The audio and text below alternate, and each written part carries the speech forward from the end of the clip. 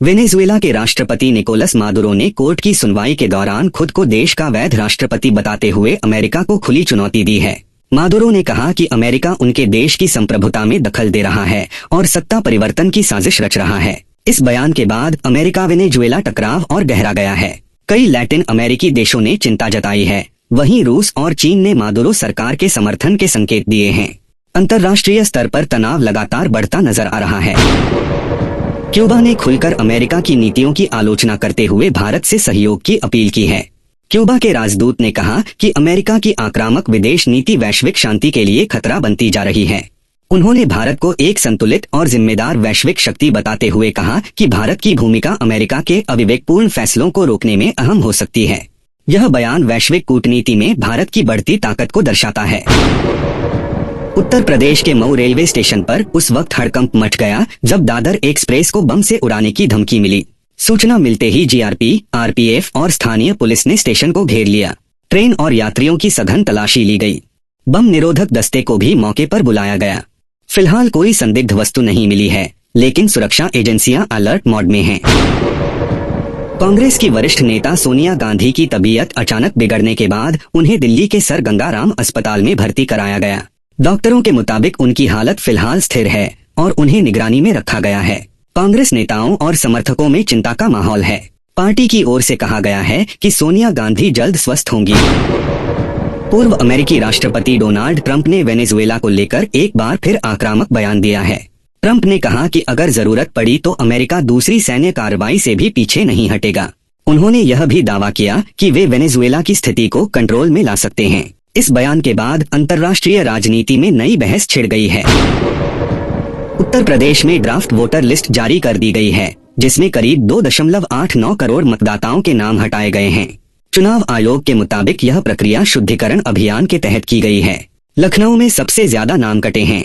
आयोग ने लोगों से अपील की है कि वे समय रहते आपत्ति दर्ज कराएं।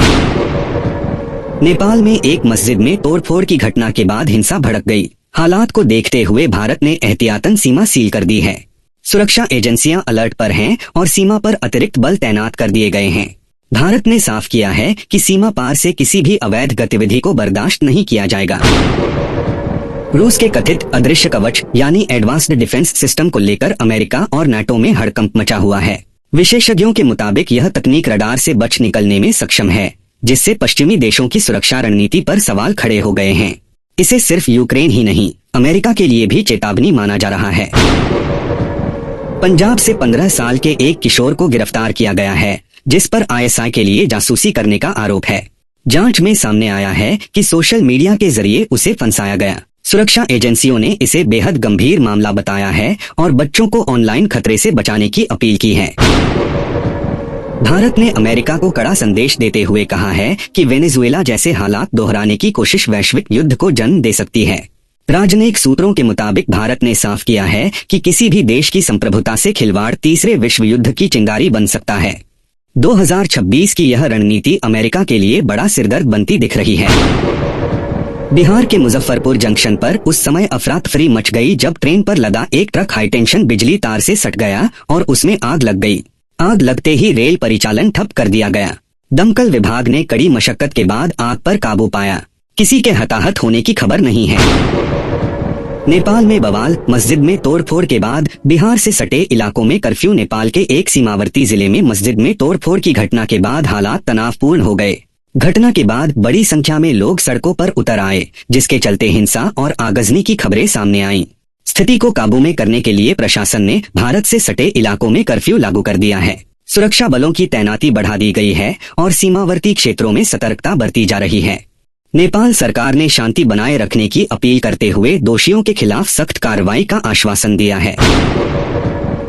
मिडिल ईस्ट में बढ़ा तनाव, ईरान को लेकर अंतर्राष्ट्रीय राजनीति में हलचल तेज हो गई है। सोशल मीडिया और कुछ पश्चिमी रिपोर्ट्स में दावा किया जा रहा है कि ईरान के सर्वोच्च नेता अयातुल्ला अली खामेनेई देश छोड़ सकते हैं। इसी बीच अमेरिका के पूर्व राष्ट्रपति डोनाल्ड ट्रंप और इजराइल की रणनीति को लेकर अटकलें तेज हैं। भारत ने पूरे घटनाक्रम पर कड़ी नजर रखते हुए क्षेत्रीय स्थिरता की आवश्यकता पर जोर दिया है।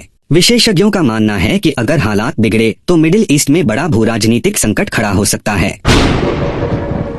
जेएनयू में विवादित नारे, बीजेपी का पलटवार। पूर्व जेएनयू छात्र नेता उमर खालिद को जमानत न मिलने के बाद जवाहरलाल नेहरू विश्वविद्यालय में नारेबाजी का मामला सामने आया है। कथित तौर पर देश विरोधी और विभाजनकारी नारे लगाए जाने का आरोप है। बीजेपी ने इस पर तीखी प्रतिक्रिया देते हुए कहा कि देश की एकता को चुनौती देने वालों के खिलाफ सख्त कार्रवाई जरूरी है। वहीं विपक्ष ने इसे अभिव्यक्ति की स्वतंत्रता से जोड़कर देखा है। मुझे कुछ हुआ तो वो आदमी गाड़ के निकाल लेगा। सोशल मीडिया पर एक वीडियो वायरल हो रहा है जिसमें एक युवती उत्तर प्रदेश के मुख्यमंत्री योगी आदित्यनाथ पर भरोसा जताती नजर आ रही है। वीडियो में युवती कहती है कि उसे पूरा विश्वास है कि अगर उसके साथ कुछ गलत हुआ तो सरकार कार्रवाई जरूर करेगी। इस बयान को लेकर राजनीतिक प्रतिक्रियाएं भी सामने आ रही हैं।